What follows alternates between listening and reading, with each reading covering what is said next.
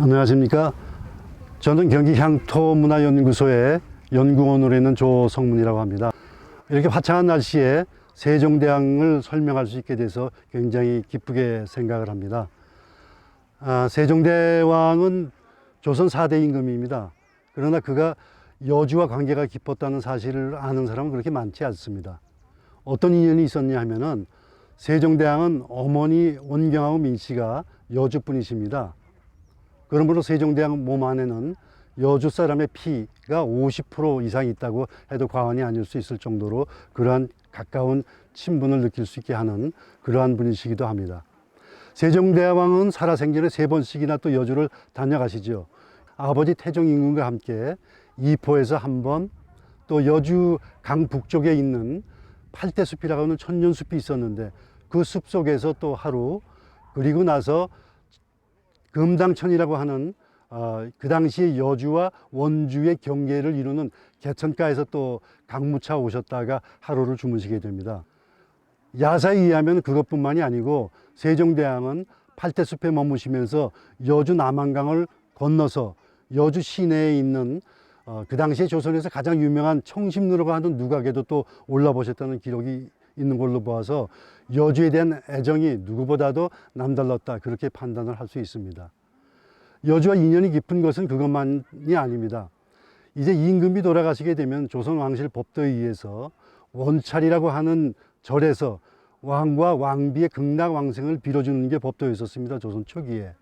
여주에서 세종대왕릉을 여주로다 옮겨놓고 세종대왕릉 근처에 원찰을 세우려고 하다 보니까 마땅한 장소가 없어서 마침 여기서 그리 멀리 떨어지지 않은 신륵사를 원찰로 삼고자 결정이 되죠.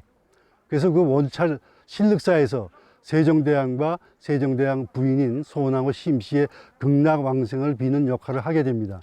이름도 바뀌죠. 그 이름이 신륵사에서 은혜를 갚겠다고 하는 보은사란 이름으로 바뀌게 됩니다. 그것뿐만이 아닙니다. 여주에는 또 세종대왕의 됨됨이를 누구보다도 먼저 알고 세종대왕을 키워주셨던 누나인, 셋째 누나인 경안공주가 묻혀있는 곳이기도 합니다. 여주에서 장원 쪽으로 나가는 점동면 덕평리라고 하는 곳에 세종대왕의 셋째 누나와 매형이 묻혀 계시고, 그 밑에는 세종대왕의 조카인 권담, 골짜기를 하나 넘어가게 되면 세종대왕의 두 번째 조카인 권총의 묘가 있고, 그럴 정도로 여주에는 세종대왕과 관계가 깊은 사람들의 묘사가 있는 곳이기도 합니다.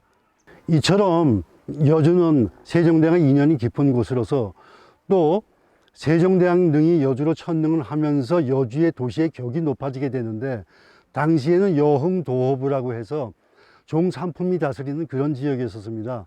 그런데 이제 임금의 능이 옮겨오고 나서 도시의 격을 높여주게 됩니다. 법도에 따라서. 그러면서 여주가 정삼품 목사가 다스리는 그런 지역으로 승격이 되죠. 그래서 여주목, 여흥도호부에서 이름도 여주라고 바뀌면서 여주목으로 승격이 되면서 조선에서 내노라 하는 그런 지역으로 승격을 하게 됩니다. 오늘날 여러분들이 아시고 있는 여주라는 곳은 그때 세종대왕이 능이 옮겨오면서 격이 높아진 지역으로 승격이 되면서 이름이 여주라고 바뀌어서 오늘 그렇게 부르고 있다고 말씀을 드릴 수가 있습니다. 여기까지 1차로 다 세종대왕에 관한 말씀을 좀 드렸습니다.